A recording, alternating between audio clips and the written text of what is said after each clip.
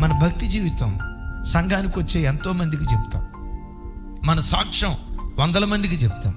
వెళ్ళిన చోట అనేకులకు చెప్పే మనం ఎందుకో పిల్లలను కూర్చోబెట్టి మన సాక్ష్యం చెప్పేటప్పుడు నోరు నొక్కుకుపోతే అందరికీ చెప్దాం. ప్రత్యేకంగా మన కడుపును పుట్టిన మన పిల్లలకు, మన బిడ్డలకు మన అనుభవాలు పంచుకుందుముగాక.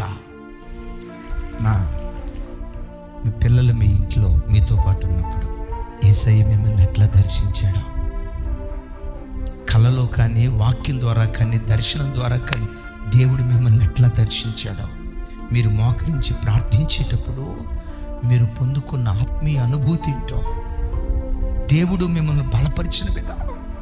కొన్ని సందర్భాల్లో గడిచిన కాలంలో నీకెదురైన కష్టాల మధ్యలో ఈ బతుకొద్దురా, చచ్చిపోతే పోయిద్దిరా అని ఎన్నోసార్లు అనుకుంటూ ఉన్న దినాలలో దేవుడు నిన్ను ఎలా ఆదరించాడు, పెంట కుప్పల మీద నుంచి దేవుడు నిన్ను ఎలా పైకెత్తాడు, ఈరోజు సమాజంలో ఒక విలువ కలిగిన వాడిగా ఎలా నీ దేవుడు నిన్ను నిలవబెట్టాడో, నీ దేవునితో నీకున్న అనుబంధాన్ని నీ పిల్లలకు పదే నువ్వు నూరిపోసేదానిగా ఉండాలి.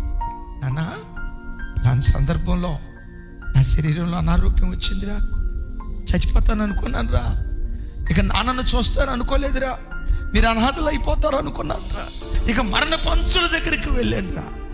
అలాంటి దశలో అన్నోళ్ళు వచ్చి ప్రార్థన చేశారు, మందిరానికి వచ్చే బిడ్డలు ప్రార్థన చేశారు.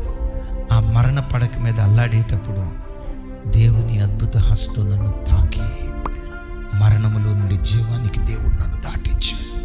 పలుమార్లు మరణ పంచుల దాకా వెళ్ళా.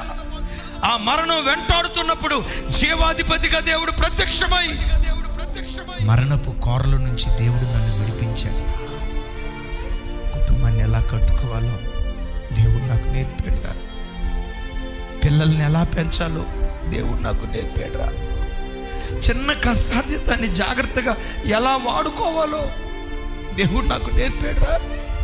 ఇవన్నీ నేను ఏదో ఎక్కడో నేర్చుకున్నాయి కాదురా, నా దేవుడు నాకు నేర్పాడు. నీ ఆత్మీయ బంధం, దేవునితో నీకున్న బాండేజ్ నీ పిల్లలకు విశదీకరిస్తూ చెప్పు.